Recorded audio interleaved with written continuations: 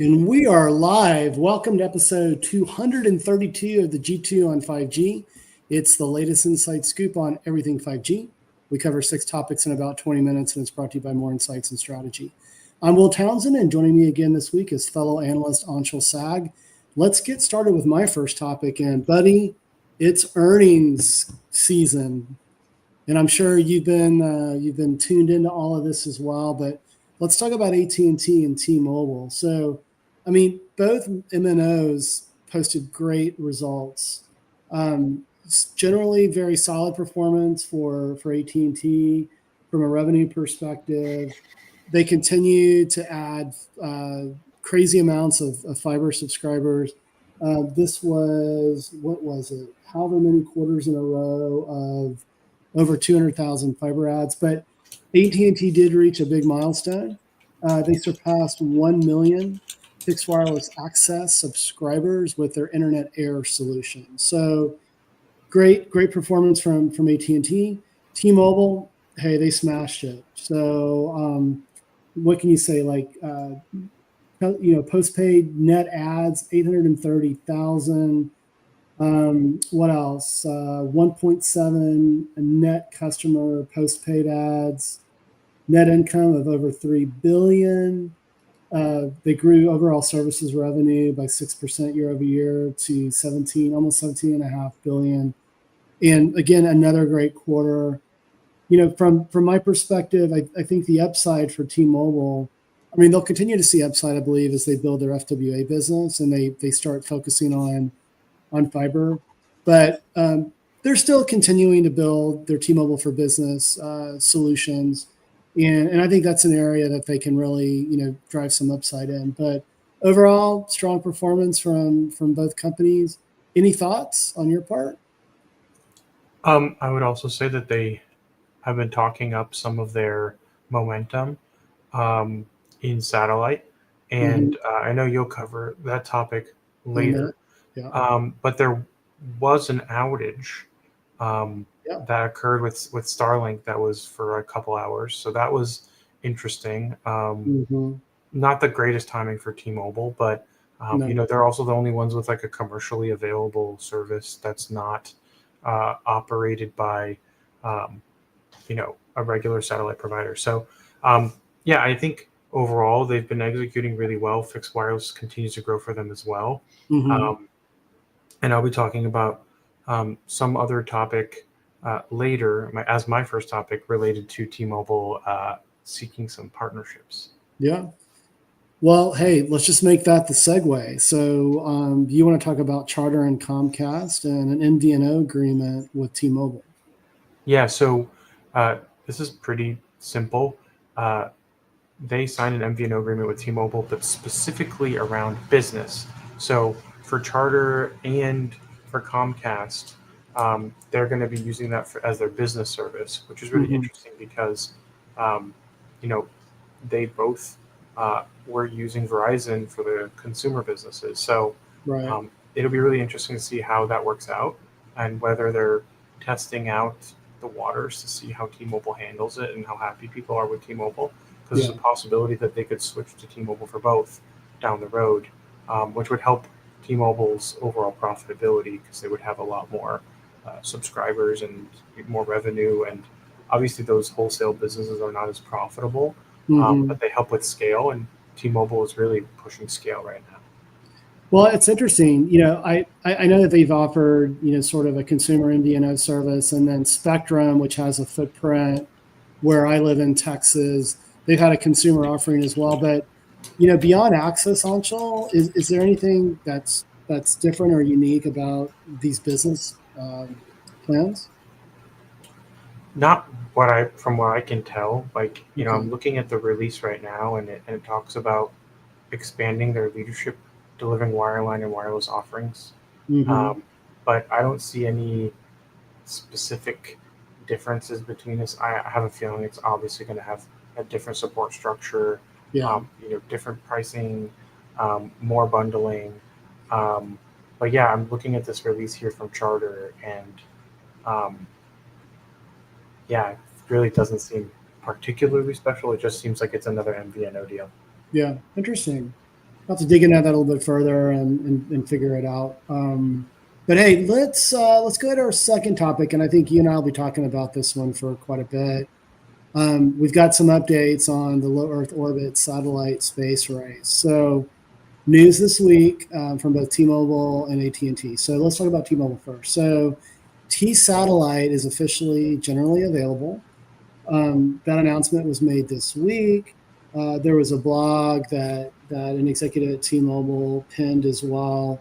Speaking of what they're doing there, I think we've talked about the pricing in the past. It is included in some plans, but it is priced at $10 a month. And what's interesting, you talked about your experience with it when you went camping over Father's Day. I'm going to be taking my T-Mobile unmodified Samsung smartphone to Bryce Canyon this weekend in Utah, and I'll be doing some testing with it as well. What I'm most interested in is the usability. So, one of the things that T-Mobile has spoken to is that they've really simplified that so that you don't have to get, you don't have to be some sort of navigator of the stars to be able to angle it in the right position to get the connection. And then certainly I want to test the speed as well there. But so that's a big announcement from T-Mobile. Now, not to be outdone, and this was timed around obviously earnings this week. AT&T and AST Space Mobile achieved a major milestone. And what that milestone involves is the first voice over LTE call and SMS text using AT&T Spectrum and AT&T's core networking infrastructure. And so this is tied to the first block of AST Space Mobile's satellite constellation. And it's a great proof of concept. It proves that, what they're doing is going to drive connectivity. And, from my perspective, they are, somewhat behind Starlink and T-Mobile. I mean, Starlink obviously has the luxury of using SpaceX to get its birds in the air a little more quickly. And there have been some delays with AST Space Mobile. I know that they're about to perform a launch in India, and there have been some delays there as well. But I love this, man. From my perspective, competition raises the innovation bar, and it's just going to provide customers with more choice. So it will be interesting to see once AT&T is in production and they're sort of in GA with their solution, how they're going to price it as well, and if that'll affect what T-Mobile does. But what do you think of both announcements this week? I would say, for your experience, based on me having tested it already, you're not going to be able to test the speed. Okay. You're mostly going to be able to just message people. Obviously the service is going to be different down the road. Yeah. But they don't really have application support yet. So you're mostly going to be doing messaging. Okay. But you'll be able to see, how fast are the messages sending, how fast are they coming back. Sure. And the thing that really shocked me the most was I was able to use it indoors, because I was under the impression that you always have to be outdoors to use these satellite services. Right. And I was actually getting messages in bed inside a cabin. So wow. that was very impressive. Obviously, there's windows, so there's an opportunity for some signal to get in. But I would say otherwise, I am hoping to see AT&T and AST pick up the pace and get to a commercial launch, because I think commercial availability allows you to figure out a lot more bugs and work through some of the challenges that exist. Like my experience on T-Mobile was not flawless. Right. I didn't have, the first day I connected to the service, I connected to it and I never got any messages and I wasn't able to send any. And then I woke up in the morning and it was working. So, that could have just been a lack of satellite coverage, because Starlink isn't perfect either. Right. It's not perfect global coverage. It's mostly global coverage. Yeah. So I think that coverage will be important, because, this satellite service is supposed to plug holes in this terrestrial cell sites. Yeah. And in order to do that, you need to have really good coverage. So commercial availability and really good coverage are going to be very important for AT&T and AST Space Mobile to be successful in this, as they compete with everybody else who's trying to move as fast as they can.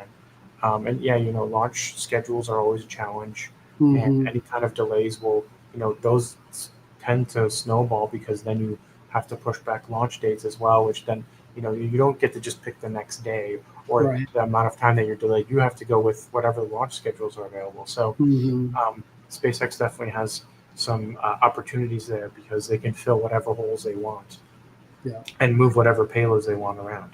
Yeah, no, I agree. And the final thing that I'll mention for our viewers and listeners is that I am working with AST Space Mobile and AT&T when they are ready to sort of open a beta up and allow me to do a demo. I'll probably be traveling to Midland to do that. So there's no defined timeline for that.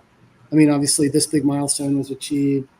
AST Space Mobile is working on getting its constellation in place, but I will, my goal will be probably to hold back my experience and my insights from what what I end up learning this weekend in Utah until I have that opportunity to also give AT&T and AST Space Mobile their due.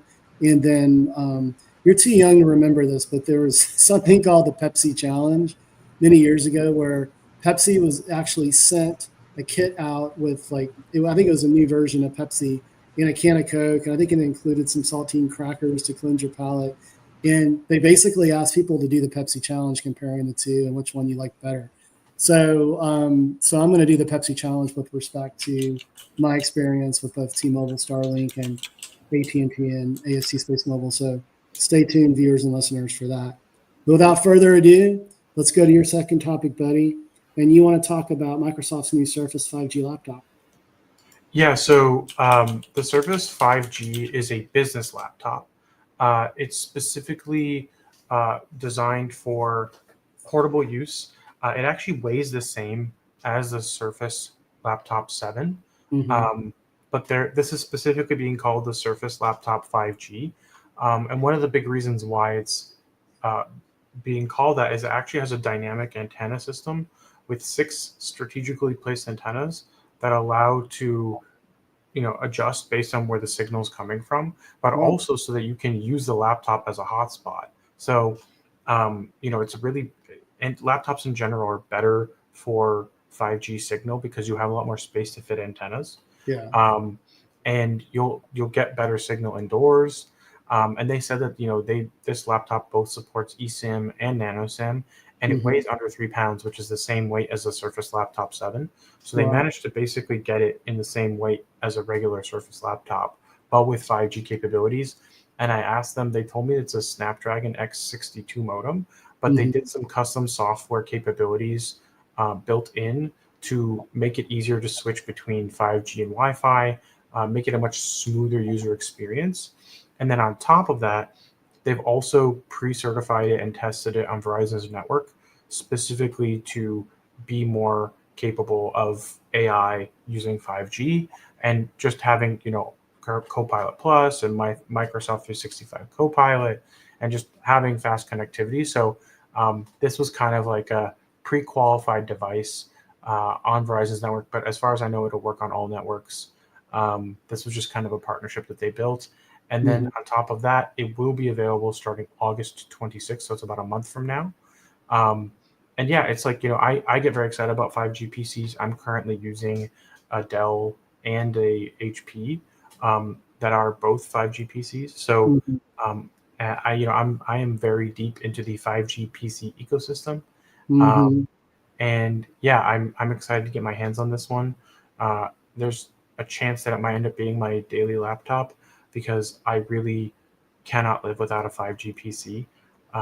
It's kind of hard for me to deal with Wi-Fi when I know that 5G is a better experience because you and I both go to a lot of clients and visit them on site, and having to deal with their corporate networks and getting all of the passwords. Guest Wi-Fi, yeah. It's guest Wi-Fi, and then for anybody who's like a road warrior or any kind of executive who needs to meet with people, being at coffee shops or using any kind of unsecured Wi-Fi network is just an instant no-go for me or anyone that I would recommend that has sensitive data. So I'm excited about this laptop. It seems really cool. And yeah, it is an Intel-based system. It's not a Qualcomm-based system, so it's an Intel CPU Qualcomm modem, because Intel got out of the modem business, and it doesn't seem like they're even doing the MediaTek partnership anymore. So it seems like Microsoft wanted to use a Qualcomm modem, which makes sense because they do have Qualcomm SoC-based 5G modem Surface Pros. So I got two questions for you on this because I'm super intrigued. So is it an AI PC or not? It is, because it uses an Intel Core Ultra 2 series, so that's Lunar Lake. That means it has more than a 40 TOPS NPU. So it's a Copilot Plus PC through and through, but it also has a 5G modem with Qualcomm Snapdragon. And it's not just the Surface Laptop 5G. They're also adding more laptops as well, like the Surface Laptop 13 and the Surface Pro 12, which are available today. So yeah, it's they expanded the portfolio and they added the 5G laptop. Okay, awesome. My second question for you, because you really intrigued me on this one, the dynamic antenna intuition, say that fast through attenuation. How does that work? I mean, I'm assuming most antennas in 5G notebooks are built into the outer bevel of the screen. I mean, how are they dynamically adjusting?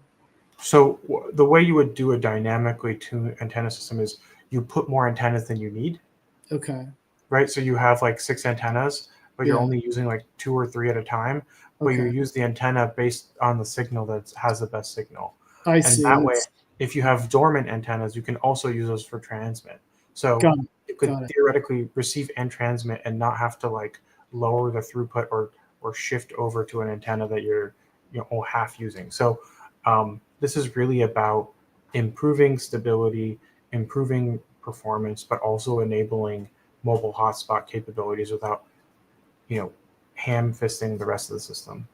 Got it. Yeah, I didn't assume that there was like a physical antenna movement within the notebook. It's software driven, but that's interesting. So you have additional antennas. So it says with 6 strategically placed antennas, the device automatically adjusts signal paths and power based on how it's being held or used, ensuring strong, reliable connection and exactly where it's needed. Awesome. Yeah, I'm gonna have to look into that, man. I love the weight. I love that capability, and I love just the fact that it's a 5G PC. So very cool, my friend. Well, hey, I'm gonna hit my third and final topic very quickly here. I just wanted to share my recent experience when I spent time at my home in the Florida Keys with respect to connectivity. So I do have an AT&T Internet Air, a demo unit that I'm testing out in Isla Mirada. I've had generally great, performance. It's what you would expect with 5G FWA.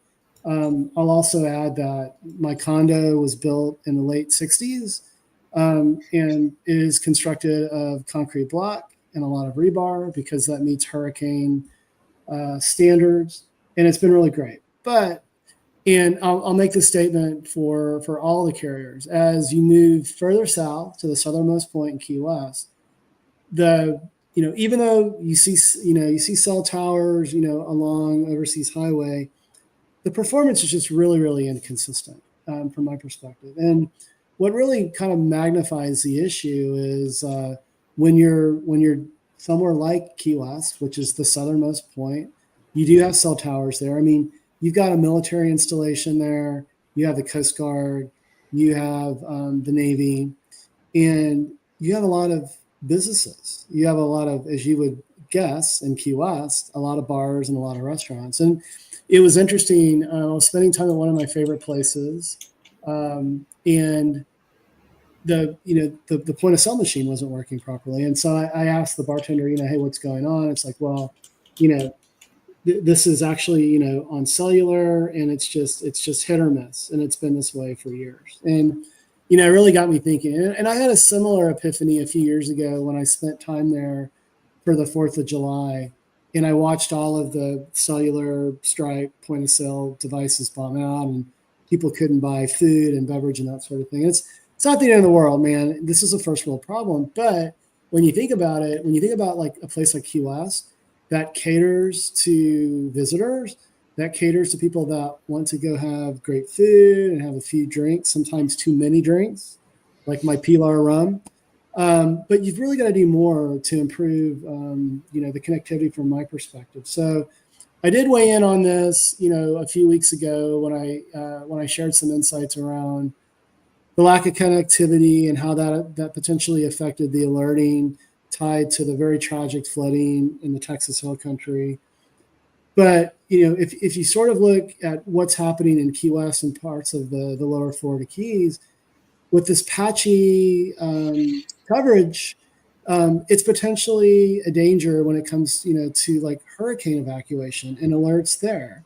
And then when you look at the impact on tourism, when you look at the potential impact on commercial fishing, now the military is operating, I'm sure they have their own private networks in the area, but it just sort of, for me, kind of, just reiterates, the importance of a mobile network operator stepping up, maybe over-investing initially, and certainly when you look at what AT&T has done with building its fiber footprint, John Stankey, AT&T CEO, will say, we are over-investing in a lot of places that are also underserved because we believe it's the right thing to do. And honestly, it's good for business because they're building the infrastructure that's going to pay dividends down the road. And John cracked me up last time I saw him. He told me, the person that replaces me better be sending me a fruit basket every Thanksgiving or Christmas or Hanukkah because of what I've done to do that. And so I think there is an opportunity, whether it's AT&T or T-Mobile or Verizon,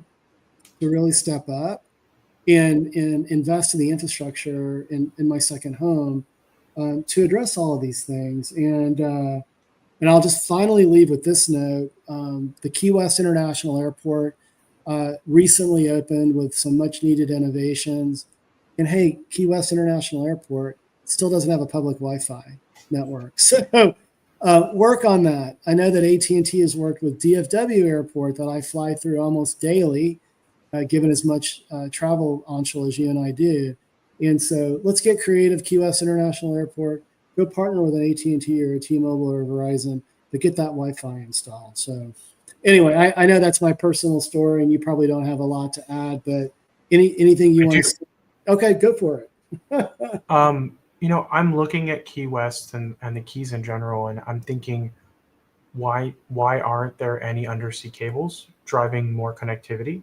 Good point. I believe there are. Yeah. But I think that there's some national preserves there that might make that more difficult. The coral reef is actually dying, and so there's a lot of focus on not disturbing the ecosystem there. But yeah, that's a good point. So that's something to consider. But also, I'm curious as to how much of your experience has been on T-Mobile. And the reason why I asked that question is because they just invested that $2 billion in Florida, and I'm wondering how much of that $2 billion ended up in the Keys. So maybe you can go down with that T-Mobile device you've got, and see what the experience is like versus your other carriers. I'm always carrying AT&T, Verizon, and T-Mobile, so I'm always testing all three carriers everywhere I go. But that was just a thought that I had. Yeah, I have had a demo device down there, but you're right. It's been mostly AT&T. So that's a great idea. Just like I'm going to do the Pepsi challenge with the LEO satellite services. I'll take that same demo down there and run it through its paces as well. So very good point. But hey, Bud, let's get to your third and final topic, and we're going to close. We've been talking a lot about T-Mobile. It wasn't by design, but you do want to talk about what they're doing, and they're a first with respect to using L4S. Yes. So this is a topic that we have talked about before, but it is now commercially available and ready for deployment. So this is L4S. This is a technology that is part of the Release 18, also known as 5G Advanced standard.